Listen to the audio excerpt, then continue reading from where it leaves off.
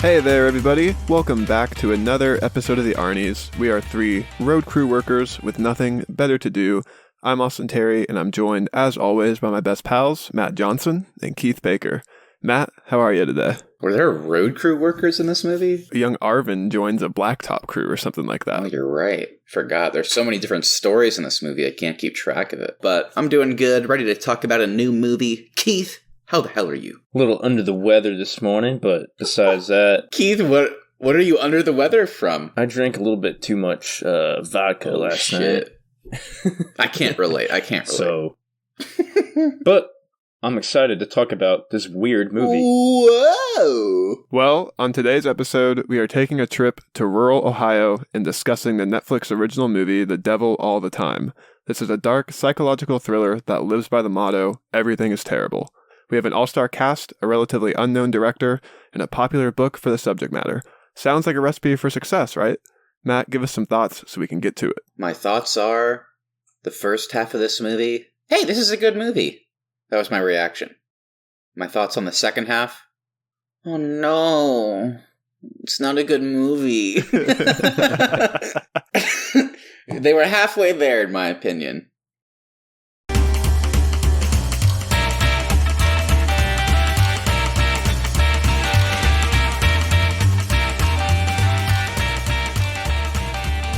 Let's get into our movie facts segment, and let's start with our cast. And we have a long cast here, so bear with me. We have Bill Skarsgård as Willard, Tom Holland as Arvin, Michael Banks Repeta as young Arvin, Jason Clarke as Carl, Riley Coe as Sandy, Robert Pattinson as Reverend Preston, Sebastian Stan as Lee Bodecker, and Haley Bennett as Charlotte. Yeah, it's a big cast. Very, very big cast and some pretty big names in there as well. As for the production, I couldn't find a whole lot of trivia on any production drama or anything. However, I guess the biggest thing is Chris Evans was originally supposed to play Sheriff Bodecker, but he had to be recast due to a scheduling conflict, which is why we get Sebastian Stan in this film. Why are they recruiting from the Avenger movies? Yeah, they have to. They're recruiting from Team Cap, but thank God Chris Evans didn't play that part, because, I mean, nobody should have played that part. That was the worst part in the movie. I don't know why that character was there. It's based on the book, so you gotta do what you gotta do. But the entire movie I was watching, I was like, why is this sheriff a character? And then the only other thing I have to say is every fucking review article or anything I read about this film made sure to point out that the author of the book, Donald Ray Pollock, is also the narrator of the film. So we should all be thrilled that we got the author of the book involved in the film as well. I kept seeing that everywhere as well. I mean, it was cool. I mean, the narration... He did a great job, I thought, but I just don't know why that needs to be on every piece of trivia for this movie. I thought the narration was pretty worthless in terms of it just felt like, I don't know how to... It felt like you were reading. He was just reading the book because he was like... I think it was. And then Arvin said... And then Arvin would say something. Yeah, I think he was reading actual text from the book. But I guess what I'm saying is, yeah, it would basically we would watch a scene and it would Arvin would yawn, and then the narrator would go, and Arvin was tired, and it's like, yeah, I know. That's how the narrator. This film is so dark. I just think they were trying to use the narrator as to try to add some levity to the film. I think that's the only reason he's there. It didn't work for me, but it was cool that the author was involved in kind of a cool way, I guess, but I just didn't really care too much for the narration. So let's get into this reception. This was released on Netflix. It's a Netflix original movie, so we don't really have any box office figures. However, it was #1 on Netflix for its first 2 days, and then it would become #3 overall for its first week on the platform. So I'm not sure if that's considered successful or not. It does have a 65% on Rotten Tomatoes currently. And as for the things critics liked, they praised the overall performances from the entire cast, with Tom Holland getting special shout-outs from multiple critics. Critics also found the world of this film very interesting, but also extremely dark and pessimistic. Some of the negative was the critics felt that individual stories were really interesting, but didn't think they come together to make a good film. They also felt parts of the film were just dark for the sake of being dark, and basically the film will keep you watching, but you won't necessarily enjoy yourself for doing so. I'll just go real quick since I kind of already, I guess, said my, thoughts on the movie. I mean, my basic thoughts are, if you're somebody that's thinking about watching this movie, I think you need to be ready for something that's really dark. I mean, There's really not much levity here, so be prepared for that. There's good performances, no doubt. Like the reviewers pointed out, I think this is a huge ensemble cast with a lot of big names, and they pretty much, I would say, all of them really do bring it. Even some of the smaller parts are really, brought to life by big and great performances.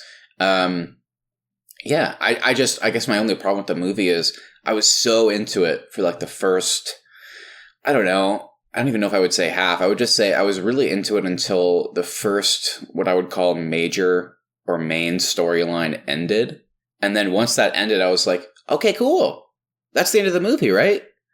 And then I was like, oh, they still have all these other weird storylines that aren't anywhere near as interesting to wrap up.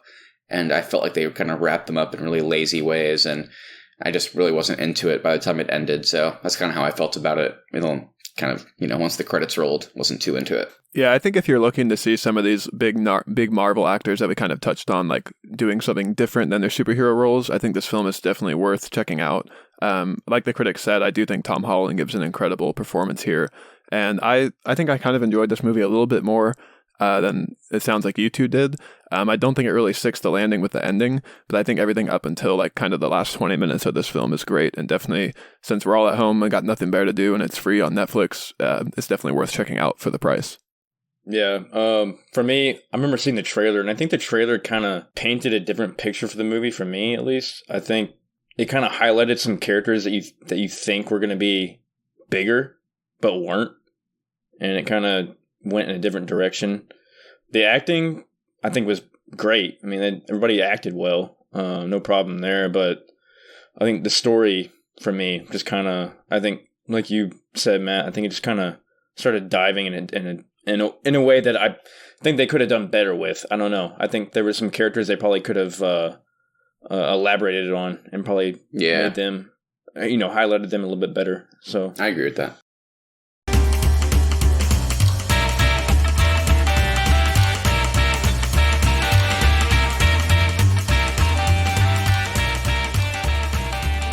All right, well, let's go ahead and get into the film now.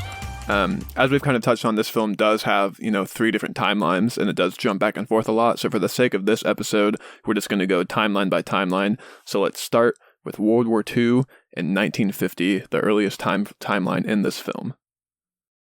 So we do see Willard, played by Bill Skarsgård, finds a man crucified in World War II, and then that will kind of go on to haunt him for the rest of his life, and he's forced to mercy kill him.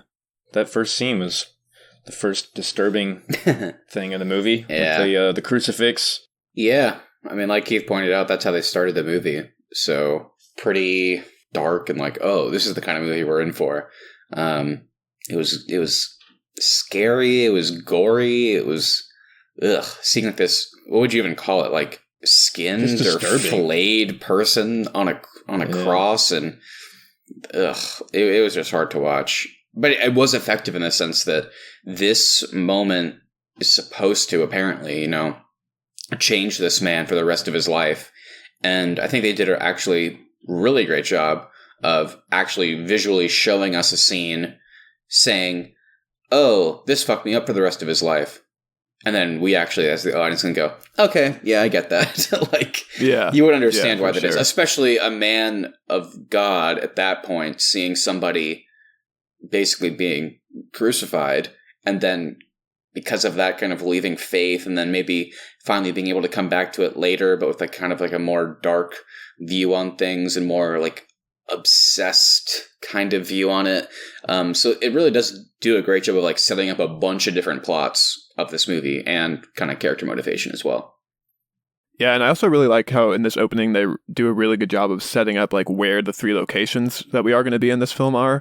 We have Knock-and-Stiff, and then we have Coal Creek, and they're both Ohio, and they're I think they say 10 hours apart. And the only way to get to either one of these cities is you have to run through Meade, Ohio. So they established that these are kind of going to be the 3 cities that we're going to be playing in. And I think this is just a really effective way of, since we are going to be in multiple time frames, setting up how small town ties run together and how generational trauma is going to be passed down through generations. Yeah, they did a good job with that. My only critique on that is, and I think this maybe goes to the acting too. They kind of made it feel more Southern than it really was, I think. I'm not saying that Ohio and West Virginia aren't the South, but they really aren't. It felt more like a Mississippi kind of movie to me. A little bit. Everybody in this film is trying to do country accents, and to your point, Keith, it does definitely sound like it's more like Southern, like Baptist type people than like the Midwest. Yeah, that's a good point. From it. Especially for all of us growing up in Texas, there were some moments where I was like, "Is this how it was in Ohio?" I'm not like criticizing, the historical accuracy. I just there were some moments where I was like, "Is this what it was like?" I didn't know that, but it's kind of interesting that you guys bring that up because like this film is supposed to take place in Ohio, but they filmed in Alabama, so it definitely does give that Southern feeling as well. So to Keith's point, it's like, it did feel like Mississippi or somewhere like in the deep South because they actually filmed it there, but then just told us it was Ohio, which is a little bit strange. I mean, why didn't they just film it in Ohio? I don't know. So I guess kind of there's really two other big like moments in this like 1950s era. Willard returns home from the war and goes to this diner in Meade, Ohio, and that's where we're kind of introduced here to like all the big players in this film. So he meets his future wife Charlotte, and then there's another couple who are meeting for the first time, and that's Carl and Sandy. And man, I wish their storyline would have ended there. I didn't really. Yeah, we'll get to it, but they did do the whole thing. It's like this movie's about like interconnected stories, so of course they have to just like randomly bump into people. Literally just at a diner. Like I think Jason Clarke's character is going to sit in a seat, and then Bill Skarsgård walks up, and then he's like, "Oh, you take it," and then he sees his wife, and then Jason Clarke sits somewhere else and sees his wife. So I do think the narration here is very effective because he does kind of tease like this couple would go on to like murder 14 people or something like that, and it's like, oh, how is that going to happen? Like I think it does a good job of sucking you in here and making you want to find out what's going to happen with these different characters. And they got the period down right too. He definitely felt like you were in the 50s in that diner. Yeah, I agree with that for sure. So Willard does eventually make it home to Coal Creek, where we're introduced to his mother. And what did you guys think of his mother in this movie? Because when we were first introduced, I thought she was going to play like the stereotypical, like really strict religious character that we usually see. But she actually ends up later on in the film becoming just a genuinely nice person who like does her best to take care of this family that's been through so much. She seems like the kind of lady who wasn't all into the the other characters were the glory of God kind of characters. Like she went to church and she was religious, but she kind of still had her suspicions with the preachers. So I thought that was kind of cool. Yeah, no, I agree. I think it was nice just to see a good-hearted character.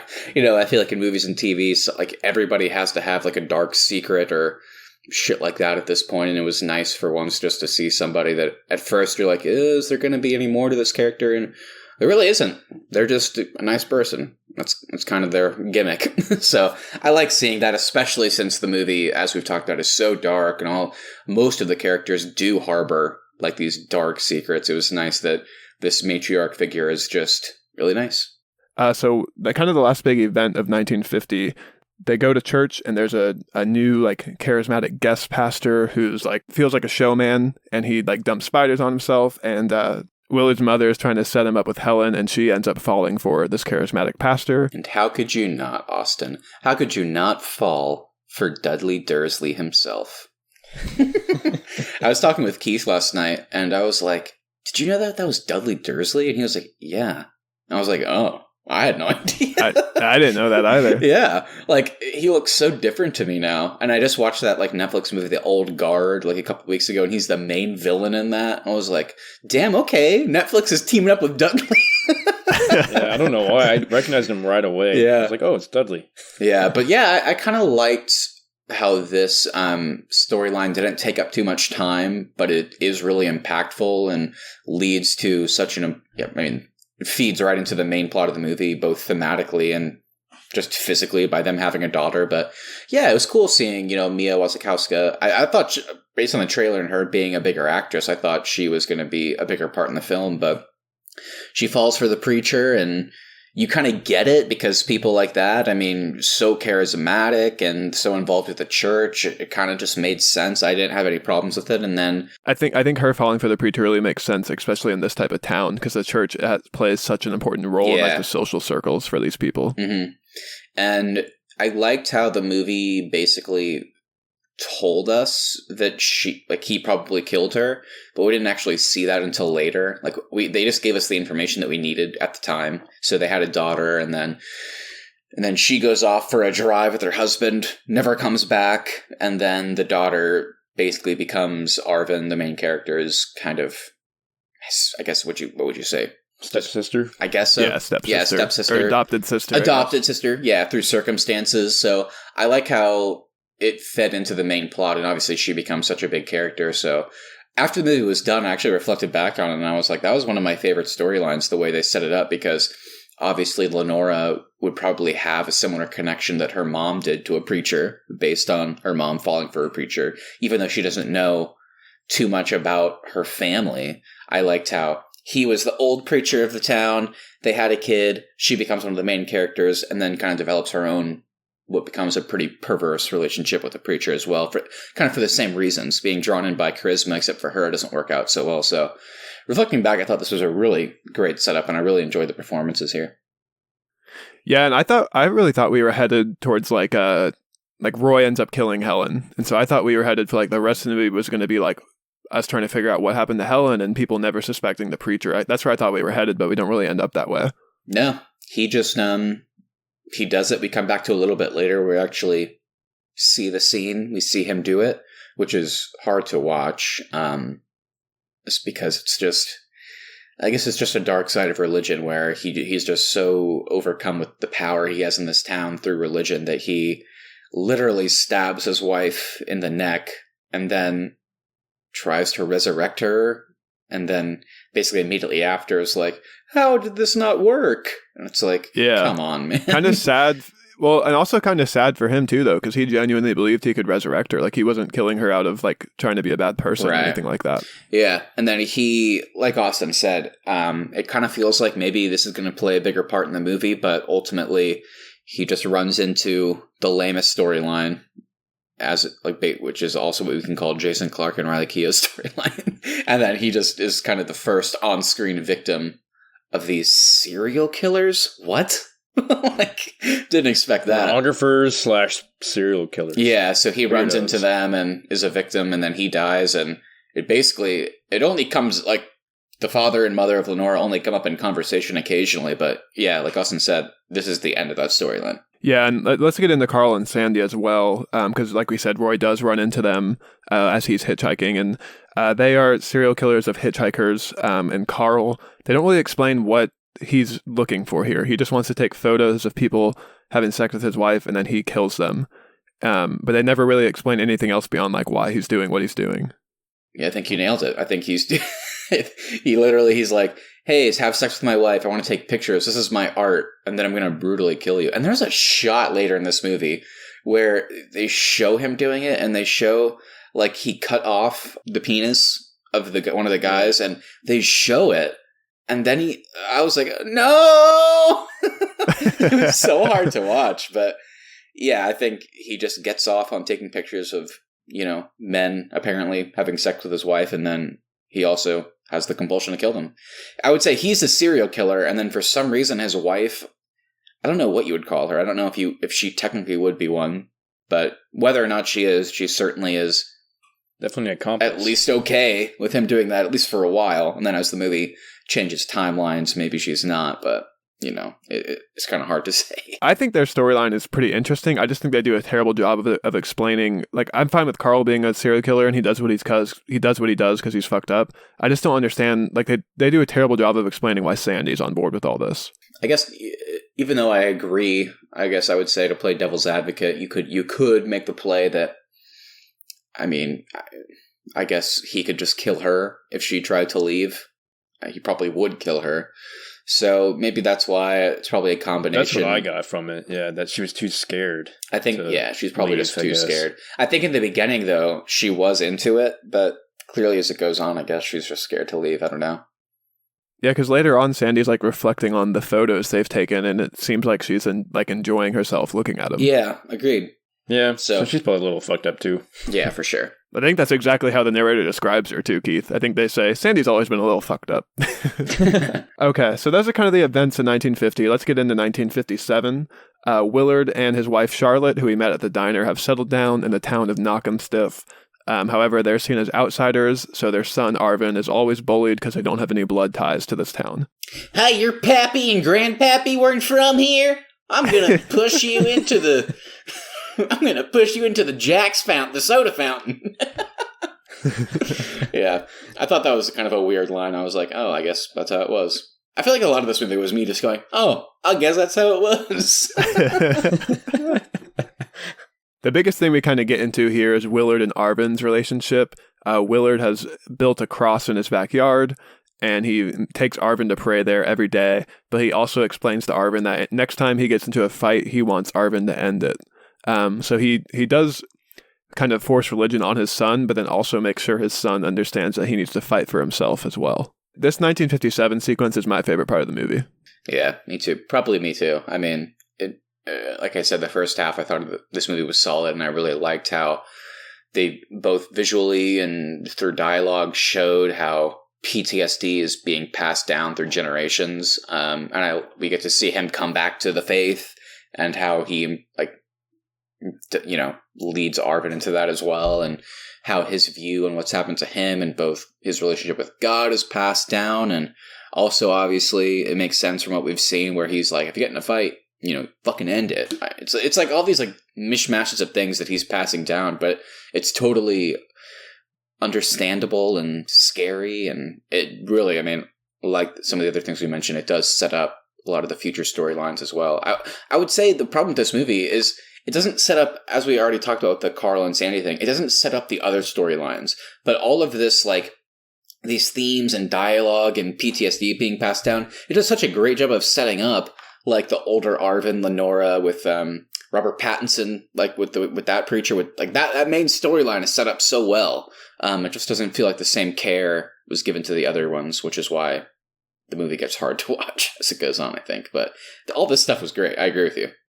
Yeah, and we do have kind of a fucked up scene where Arvin and Willard are praying in the woods, and there's some hunters that they overhear a conversation where basically they're saying, like, we should go back and rape Willard's wife. Talking very loud. Yeah. And you can see on Willard's face that it's really pissing him off, but he tells Arvin, this is God's time, we'll deal with it later. And then the next day they drive into town, and in front of his son, Willard beats the shit out of these people, and he comes back and says, you see what I did there? That's what I want you to do to these bullies. And then the narrator says, this is the best day Arvin ever had with his father. Yeah. It's like what? And that probably he almost fucked him up. Yeah, probably because after that, Willard was like, hey, Arvin, you want some ice cream? And then the narrator's like, this was the best day of Arvin's life. It's like, okay. I guess as the movie goes on, we see how his days didn't get that much better, but still like, oh, okay, cool. I do think that is really effective, though, of how, like, in anybody else's life, watching your father beat the shit out of somebody, you would probably not look on that very fondly, but they do kind of, like, with the way Arvin's life is, he looks back and, like, this is probably one of his happier days, because he did get to, like, spend a day with his dad and get ice cream. And it was the lesson in it. His dad was like, you just wait for the right time. You always get back at him. He got to wait for the right time. He got to spend the day with his dad and get ice cream. Who wouldn't love that? I always actually really liked watching my dad beat up his enemies as well, and then get like a fucking Klondike bar after. Oh man. But yeah, Keith, like you said, his dad does make sure to tell him, like, you got to wait for the right timing, which will kind of become Arvin's thing later on when he gets older and is forced to defend his sister. And then, unfortunately, we return home, and Charlotte, Willard's wife and Arvin's mother, has cancer, and this kind of starts a downward spiral for Arvin's life and Willard's very short remainder of his life as well. Yeah, this is where things start to get, oh no more ice cream, Arvin. Yeah, things get pretty much like it's all a downer after this. Yeah, and when he killed his dog, that was God, that was hard to watch. So sad. And then he had the blood all over his face. Ugh. I think this is super effective too. Like I said, this 1957 sequence is my favorite of this film. But Charlotte, the cancer, the death sentence, there's nothing the doctors can do. Willard starts to believe as long as they pray, God will save Charlotte from the cancer, so he forces Arvin to continue pray as hard as he can, and even starts like kind of beating his son a little bit, telling him to pray harder. And this is where Arvin starts to really sour on religion, and that kind of plays a theme for him and the rest of the movie. And then, of course, it gets even worse, where Willard believes that a sacrifice needs to be made to God in order to save his wife and Arvin's mother, so he kills Arvin's dog, and then, kind of a bit weird, I suppose, pacing-wise, he kills his dog, and then he is remorseful. He's sorry for Arvin that he did that. And then I guess he just kills himself soon after, right? He kills himself when Charlotte dies. Yeah, okay. Which I couldn't really see because it was so dark. Did he just stab himself? I was a little confused because of the lighting, but I assume. I think he slit his wrists. Oh, yeah, you're right. That's right. So that really does kind of wrap up 1957. Arvin is taken to live with his grandmother and stepsister Lenora in the town of Coal Creek. And that will take us in to 1965. Guys, it's 1965. We're getting close to the start of the hippie movement. It's a time of love and peace. Things should be happier here, right? They're not. No. Once again, we're in 1965 and everything is terrible still for this entire family in all these three of these towns. Yeah, Arvin's not getting ice cream anymore. He's just being gifted guns. His uncle, what do you call this guy? His grandpa? His uncle? I don't know. Uncle Erskine? It's his uncle. His uncle gives him a gun, and then Tom Holland, Tom Holland does a pretty good job, I feel like, with like a southern accent, but I was still laughing thinking about him being a Brit, and he's just like, this is the best gift I've ever gotten. I don't know why that made me... Well, yeah, it was his dad. It was the German Luger. Yeah. Which I thought that was kind of cool. And that gun, obviously, also more like a physical representation of the PTSD being passed down, and obviously he'll use that gun as the movie goes on, so pretty interesting. But yeah, like Austin said, I mean, you would assume maybe things would be a bit, lighter now that he is in a weird way. I mean, obviously I think he misses his parents. His dad probably he has a bit more complicated feelings about, but I think he misses the good old days. But you would think maybe there'd be some levity here, being in probably a happier household, but yeah, pretty quickly, you realize, things are still pretty bad. You're kind of excited, like, oh, he has a good relationship with his sister, and then she's just, I don't even know what's happening here. I mean, I guess, like, bullies just literally chase her, like, out of this. The second school ends, I guess she apparently just has to start sprinting to the car, because these fucking assholes are just chase after her, and, like, sometimes, like, they put a bag over her head, and it's like, what the fuck? Were they about to rape her or something like that? Probably. I mean, I wouldn't be surprised. I would assume so. And then Arvin, they like that first scene that Keith is referencing. Arvin shows up. He kind of gets beat up, but that's kind of where the narrator comes in, and that's where we really establish their closeness. As obviously they have no relation, but just as being kind of brother and sister by circumstance.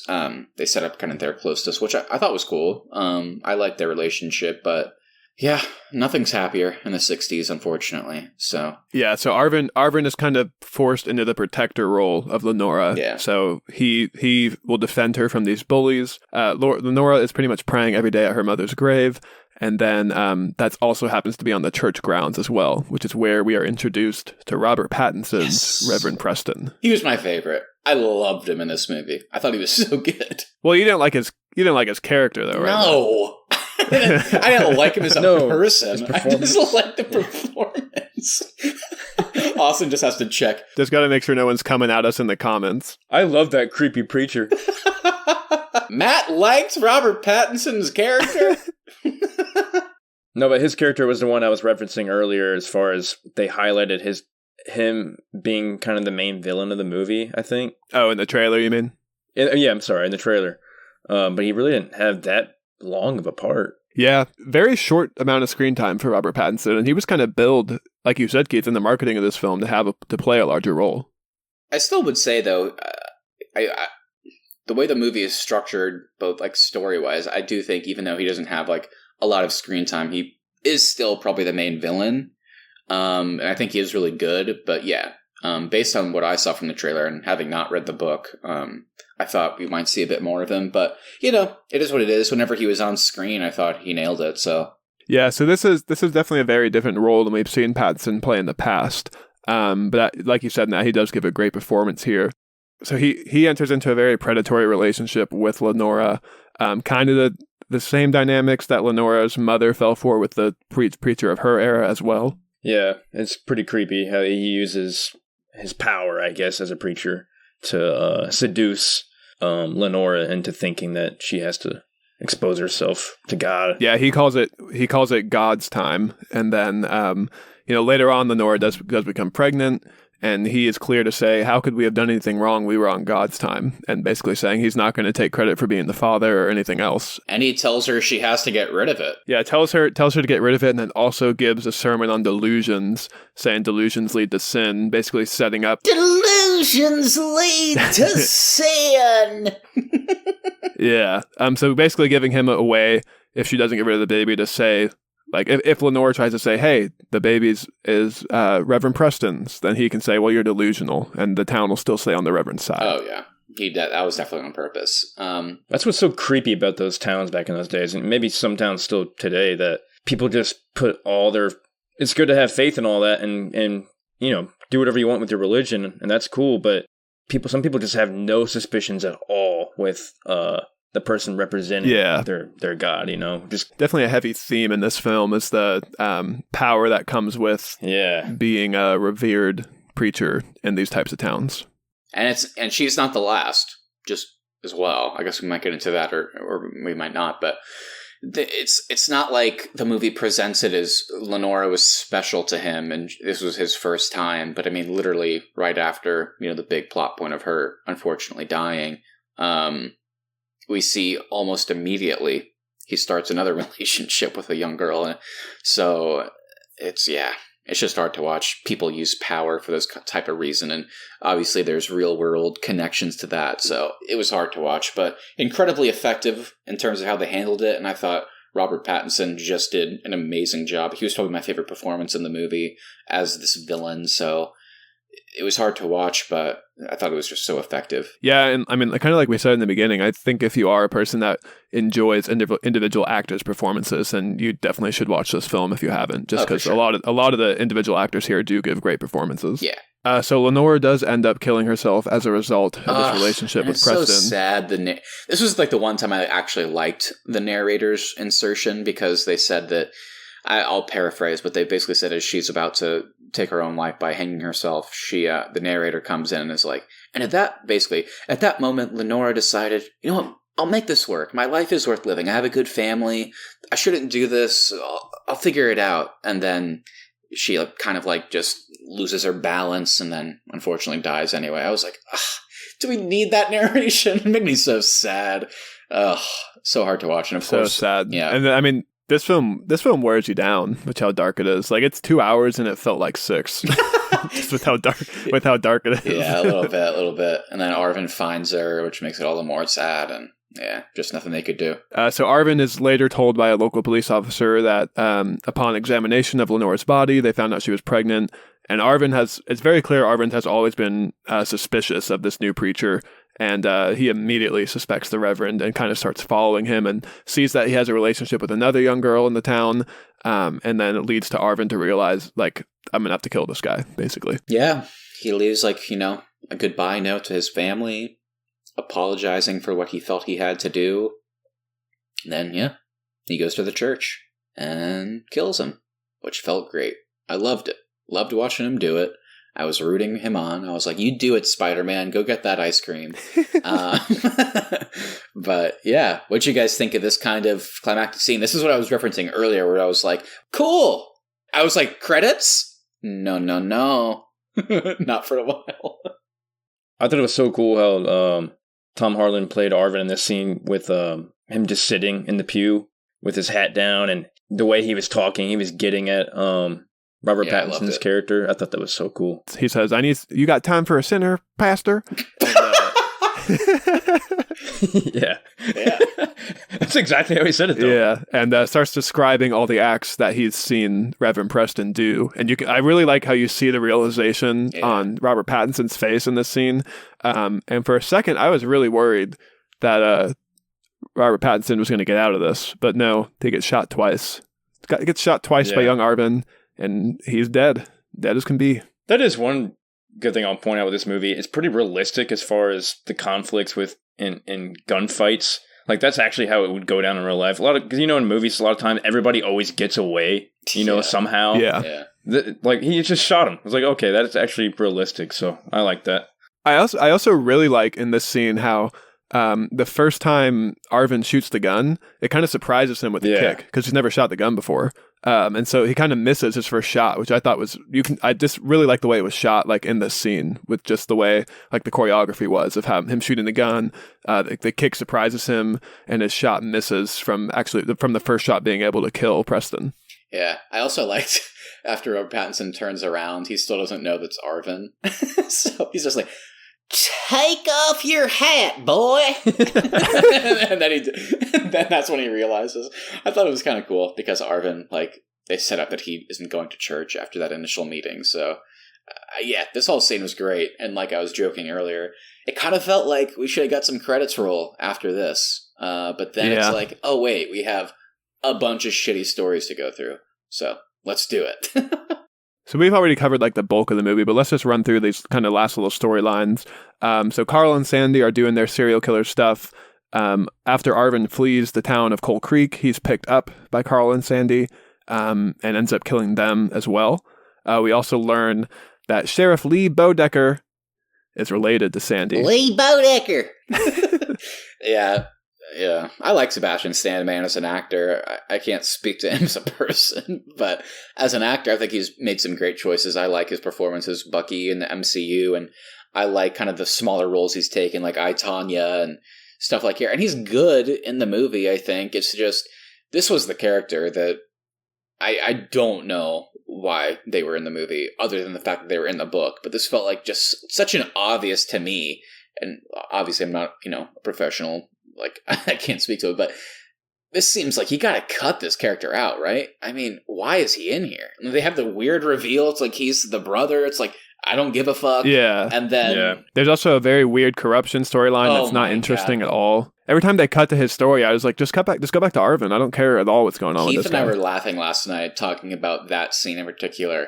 Like, they have the corruption scene in the diner, and then the culmination that we're supposed to feel some kind of catharsis for is then he just goes to the house and kills them. And I was like, I don't care at all about this. I don't care about Lee's election coming up. Like, so weird. I think they're trying to show that Lee will do anything to save his election chances. Oh, basically. I agree. Yeah. I just didn't care.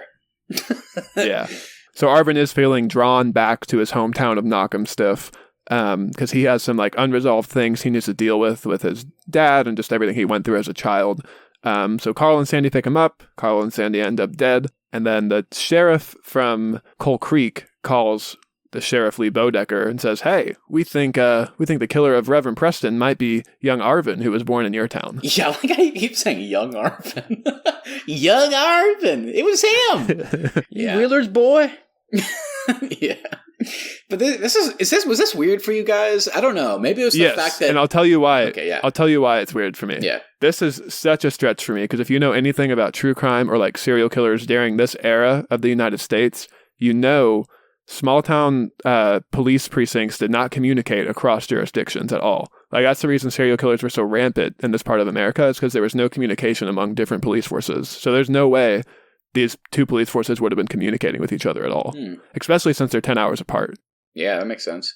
Another weird thing for me, this is more like, I guess, story-wise? I don't even know what to call it, but I guess after I felt so much catharsis whenever Arvin killed Preston, it was just weird for me to then go from that, like he literally leaves that storyline, the main storyline, and then it's dropped off in Carl and Sandy's storyline. And then to watch him kill them, I was like, oh, that's how their storyline ends? Arvin just kills them as well? I don't know how to describe it. It just felt weird. Like, there was such a high of him finishing the Preston storyline, and then just basically the other storylines end by Arvin killing them also, and it just felt weird to me. Arvin just kills everybody. Yeah, basically. It's just a bit of a stretch to ask you as an audience member to believe that Carl and Sandy are picking up basically every main character of this film. Yeah. Like, it's just way too convenient. Yeah, a little bit.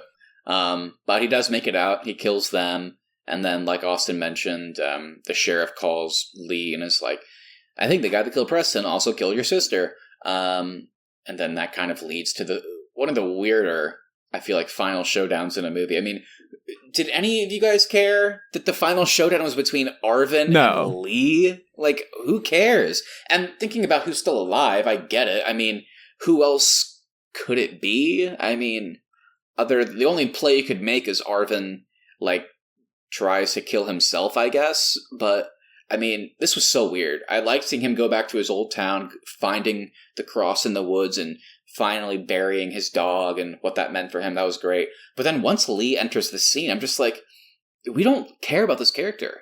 I don't care about his relationship with Arvin, which basically just, his relationship with Arvin was just, he picked him up whenever Arvin's dad, killed himself and drove him somewhere, I guess. And then he gave him such weird advice where he was like, some men are born just to be buried. And it's like, okay, I mean, full line, but... and then this is the final showdown? It's just so weird. I don't know. This whole thing was weird for me. It's also a very weird scene because Lee gets out to this property very quickly after that phone call. Yeah, just shotgun in hand, ready to murder. And also kind of weird because back whenever Arvin first gets the gun, his uncle goes, you don't want a pistol, you want a shotgun. And so, of course, like, Lee has a shotgun. I don't know if that was supposed to be like some like weird callback to that line, but Lee has a shotgun, Arvin's got a pistol with, I think, only one bullet.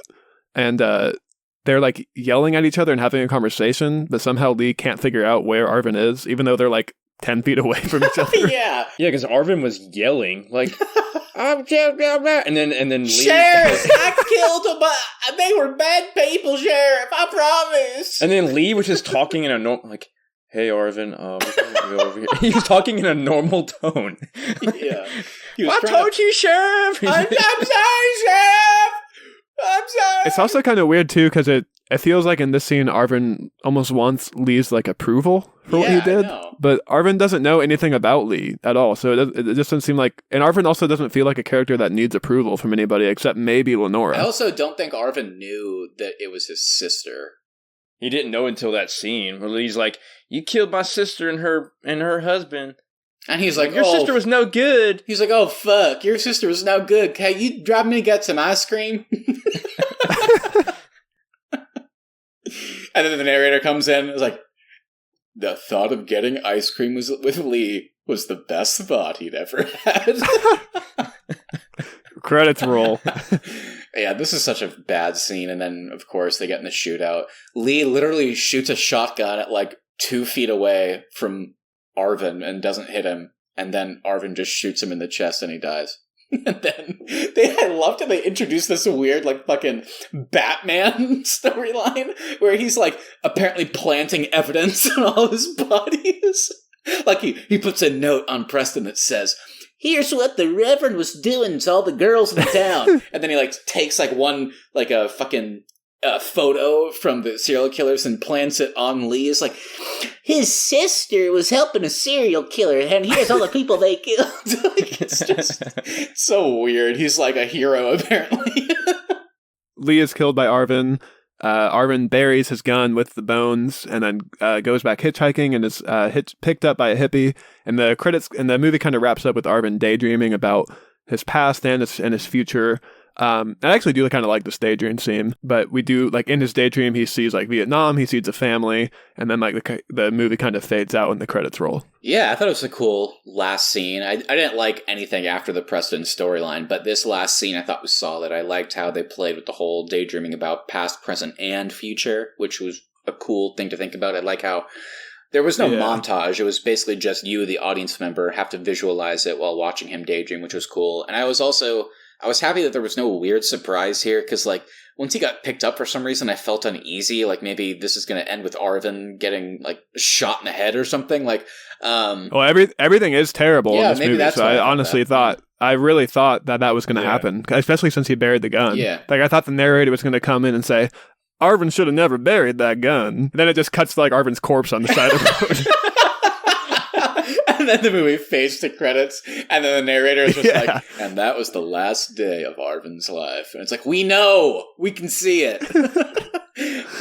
And that was the second best day of Arvin's life, because he didn't have to live in this world anymore. Like an ice cream cone laying next to his corpse. Um, yeah, I thought it was a great last scene. I liked how they played with the daydreaming, and I liked how Austin, like you said, it literally, like, the narrator stops talking and then it just fades out over time. I don't know, I thought it was kind of cool to see an actual yawn in a movie. Did you guys It was a long ass yawn. When he was yawning, I was like, oh my god, when is he gonna stop yawning? Jeez. And that was the longest yawn of Arvin's life.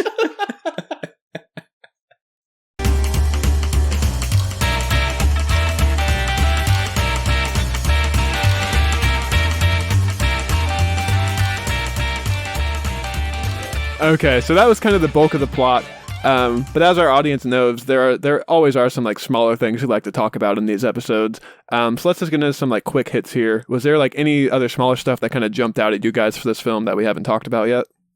I like the scene where Arvin tells his grandmother to not worry about spending too much money and just get the food that she knows she can make, and then what that leads to at the church where, oh god, talk about a fucking villain introduction, where the preacher calls out whoever made the quote-unquote, I guess, cheaper food, regardless of how good it is, calling it out how even people that don't have a lot can still mean something to the community, and he's just shitting all over poor people, and then it's cutting to, like, Arvin and his grandmother, like, just near tears. It's just so hard to watch, but it was a well executed scene, but it was another one in this movie where I was like, oh, this is so hard to watch. But you can just see on the grandmother's face, like, the social standing in the church means so much to her, and she's just devastated by this sermon. So I saw quite a bit of critics saying they felt this should have been a TV show. Do you guys agree with that? Like maybe like a miniseries or something like that? No. I don't want to be miserable for They already weeks. have TV shows with the same feeling, like Ozark and all that shit. Like, or True Detective. Yeah, we don't need any more. we already have enough. It's one of those weird things where it's like I didn't even really want the other storylines fleshed out. I just didn't care. I don't care about what Lee needs to do to get reelected. I don't care about these serial killers are doing. I mean, yeah, I don't think this would have worked as a TV show for me personally. So it does sound like for all of us the movie kind of falls apart in the second half. How do you guys think you guys would fix this movie? I think for me, I don't think you need Lee, which is kind of like we already talked about. I think you cut Lee's character. I think you spend more time. I think you keep the serial killers, but I think you spend more time fleshing them out. And I think you can even still have them pick up Arvin. But I think if we had spent more time with their characters, it might have just been like a more like intimidating, stressful scene when Arvin does get picked up by these characters. I think you just need to do more with Riley Keough's character, Sandy, I guess. Because it's one thing to root for characters like Tony Soprano and Walter White. It's different when you're asking me to, like, maybe root for a serial killer. I don't think the movie was doing that, but I don't think there's any way you could flesh out Jason Clarke's character to a point where I'm like, yeah, cut off that guy's cock. You know what I mean? Like, no, that's not what I mean. I mean, flesh them out to make them more scary. They built out her character more, which the movie tried to do. They gave her a couple scenes of just her by herself. I think maybe that would have been an alternative. But again, it's just tough then, because like if they pick up Arvin, it's like supposed to be sad when he shoots her. She tries to kill him, but there's blanks. It's like, yeah, I don't know how to fix the movie. I think in a weird way, if they had just cut out all of these weird intertwining stories and just put a little bit more time, put in some more details, I suppose, spend a bit more time with some of the family members of the main storyline, maybe that could have been cool. You could even keep like the Willard stuff at the beginning and Dudley Dursley killing Lenora's mom. You could keep that stuff in there, and just like halfway through the movie it transitions to an older Arvin, and then just focus on that, just build that out more, because just for me personally, I didn't care about any of the other stuff, so if I'm going to try and fix the movie, I'd probably just spend more time on the main storyline, but that's just me. I agree with all that, and I would just say highlight or make Preston's character more heavy in the film. Yeah, maybe you kind of touch on like all these towns he's preached in the past have just been like left broken by him or something like that. I think that could have been pretty interesting. That would have been cool.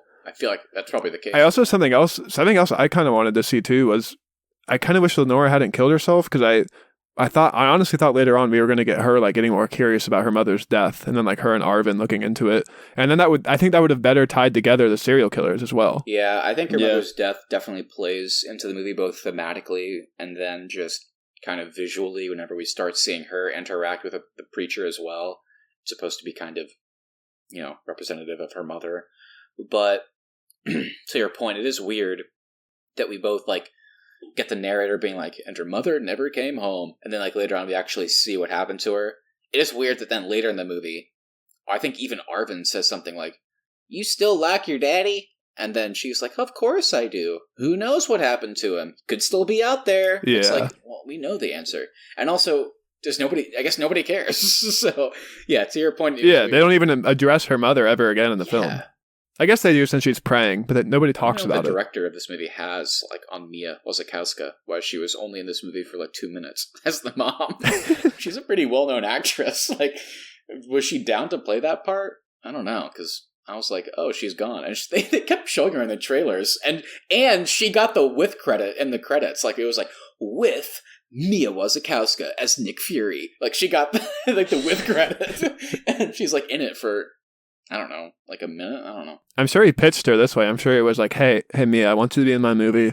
You're going to have 45 seconds of screen time, but your character is going to play an overarching presence in this film, so you'll be felt in every single scene. And the narrator was like, and Mia felt that she was present in every scene. So, this is a pretty dark world, pretty dark subject matter for this episode, but I think we know how to brighten things up. Let's get into the Arnies Podcast Awards. Hell yeah. Austin, I want you to lead us off.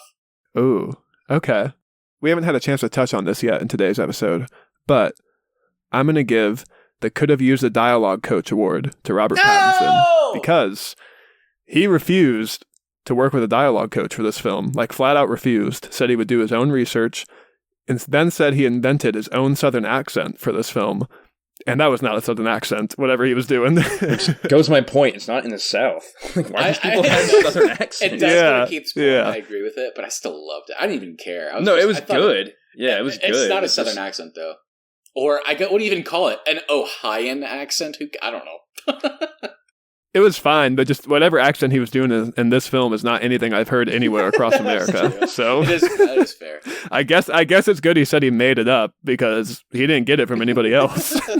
I agree. Keith, what you got? All right. My award goes to a character that is easily forgettable in this movie. It goes to Bobo. The guy that Lee kills in the house. Yeah. And the award is the best omelet maker. Oh. Bobo. Yeah. He was making good eggs. for that guy. Yeah, that is good. Isn't he talking about him too? Isn't he like, I like my eggs moist or something like that? Yeah, he's just talking about eggs. He's like, you eat breakfast? He's like, no. Or he's like, yeah. And then he's like, I'm making eggs. And then Lee just shoots him in the head. Okay, Matthew, let me hear your award. My award is one I've been waiting to give for 10 years. Oh. And this award is most surprisingly sexy. And it's going to fucking Dudley Dursley. Where did this guy come from? He's looking pretty good. He's looking good since Harry Potter Prisoner of Azkaban. Does he make you want to lay in a bed full of live spiders with him? Yeah, let's do it. Let's make it happen, Dudley. I'll be there. You gonna be there? I'll be there. Alrighty. Well, everybody, thank you so much for listening. If you enjoyed this episode, please make sure you hit that subscribe button so you never miss any of our upcoming episodes. Also, if you wouldn't mind sharing us with a friend, we really do appreciate that so we can continue to grow this show. At The Arnies is our social, and thearnies.media is the website. We'll be back on Tuesday for the Star Wars series and a discussion on 2016's Rogue One, A Star Wars Story. And everybody, you cannot miss the podcast within the podcast of the decade. It's the boys talking the boys. And this is where every Thursday you can catch Austin and I, and hopefully Keith at some point when he catches up. We're talking The Boys Season 2, breaking down each episode as it comes out, so stop on over there. Last week we talked about Episode 5, so we'll only have, or is that true? Was it Episode 5 or 6? Austin, I can't remember. It was Episode 5. This week will be Episode 6. Perfect. We only have a few episodes left, so come stop on over if you're watching The Boys and you want to hear us break it down. Yeah, and that's every Thursday. And Keith, why don't you tell our audience where they can find us on social media? Check us out on Instagram at the Arnies. Feel free to send your comments on this podcast or upcoming episodes. And announcement, we are now on IMDb. Oh! So check us out on there too. We are. Yeah, give us a rating on IMDb. Why not? It says we're a TV show, even though we're a podcast. I didn't have any control of that. But hey, go check us out on IMDb and give us some ratings over there. Who cares? We'll make it work. Good episode, people. Excited for their, like I said last time, whenever we were, I think on the boys episode, I was telling Austin, like, man, I just looked at the episode schedule for the rest of the year. We got some good stuff coming up. I'm excited. It's going to be a good coming months. Yeah, we have some fun stuff coming up for sure. Star Wars series will be wrapping up soon, so we'll got some new episodes coming your way there as well. And like Keith said, if you have a show idea, send us a message on Instagram. We're always looking for new ideas. Feel free. If there's something you want us to talk about, want us to break it down, send us a note and we can work that into our schedule. All right. Bye, everybody. Thank you guys so much for listening. And the Arnies decided this was their best podcast episode yet.